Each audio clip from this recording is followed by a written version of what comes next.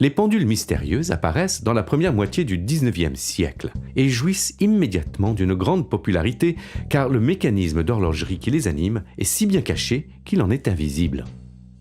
Cet impressionnant mouvement de Paris que nous avons le plaisir de vous présenter ici est constitué d'une représentation en régule à 2 patines d'une femme inspirée par les célèbres modèles de la Renaissance italienne.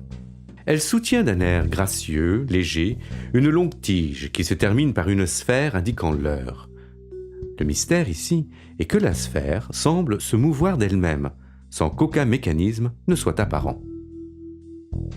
Le contrapposto de la figure féminine, son élégant drapé, ainsi que les différents ornements ont été pensés pour évoquer légèreté, élégance et aussi pour accentuer l'impression de mystère émanant du mouvement de la sphère sur elle-même.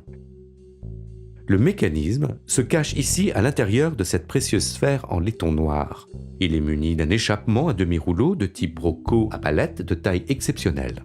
Cet échappement entre en interaction avec une roue d'échappement à 9 dents.